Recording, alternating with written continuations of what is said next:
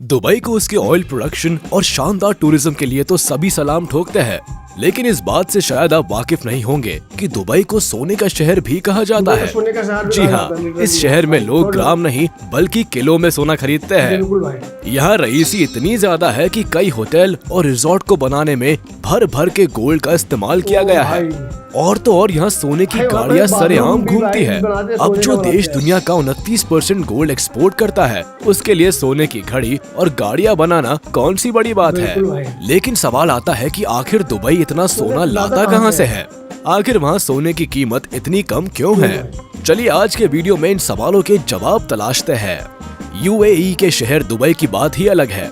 Best infrastructure, best economy और global destination होने के साथ दुबई एक ऐसा शहर भी है जिसका गोल्ड से बड़ा गहरा नाता है। ये बात आपने कई बार सुनी होगी कि ऑयल प्रोड्यूसर होने के नाते दुबई करोड़ों में खेलता है। लेकिन इनकी इकोनॉमी को बहुत बड़ा प्रॉफिट गोल्ड एक्सपोर्ट से भी मिलता है। जो टूरिस्ट दुबई घूमने आते हैं वो भी यहाँ आकर सोना खरीदना पसंद करते हैं। अब जाहिर सी बात है, जब सस्ते दामों में दुनिया को सोना खरीदने का मौका मिले तो कौन इस मौके को हाथ से जाने दे सकता है। दुबई की खासियत है कि यहाँ के ग्लोबल मार्केट में मिलने वाले सोने को खुद सरकार रेगुलेट करती है। मतलब साफ है कि यहाँ के बाजारों में उतरने वाले हर सोने पर गोल्ड प्योरिटी हॉलमार्क होता है। सरकार इस बात का खास ख्याल रखती है कि सोने की क्वालिटी में कोई खराबी नहीं आए। इनके हॉलमार्क में सोने के कैरेट के साथ वेट और कॉस्ट ऑफ लेबर भी क्लियरली मेंशन होता है। यही वजह है कि दुबई के सोने की क्वालिटी का डंका पूरी दुनिया में माना जाता है। लेकिन जरा दिमाग पर जोर डालकर बताइए कि आखिर ये सोना आता कहाँ से है? अगर आप सोच रहे हैं कि तेल की तरह यूएई के पास गोल्ड रिजर्व्स है, तो जरा इस बात पर फोकस कीजिए कि यूएई की जमीन पर रेगिस्तान की रेत पाई जाती है। वहाँ से सोना तो क्या सिल्वर भी नहीं मिलता। ऐसे में ये चालाक देश सहारा लेता है अफ्रीका के देशों का।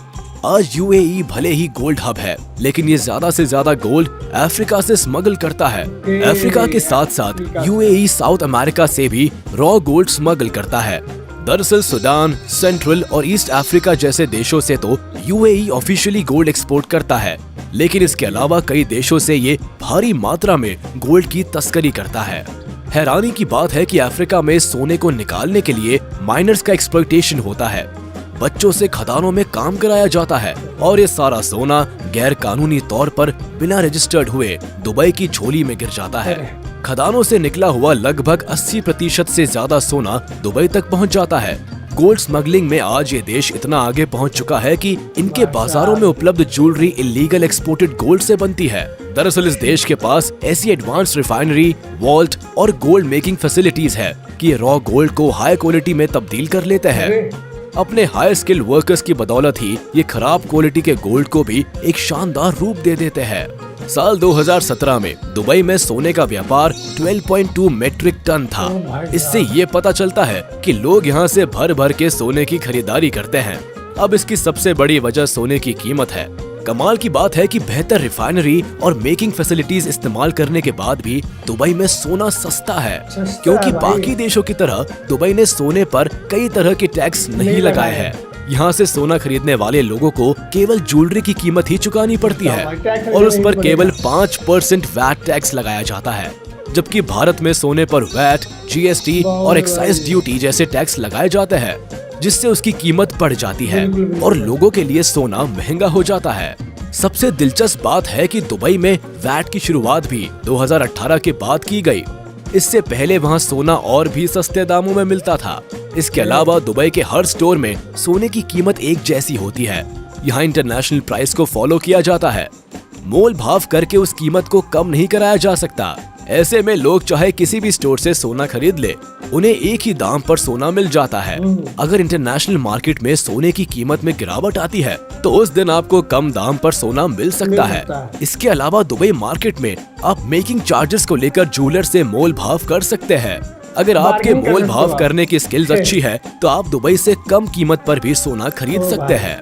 दुबई से टूरिस्ट इसलिए भी सोना बड़े चाव से खरीदते हैं क्योंकि यहाँ सोने की खरीद बेच के लिए एक बहुत बड़ा ट्रेडिशनल मार्केट अवेलेबल है, जिसे गोल्ड सोक कहा जाता है।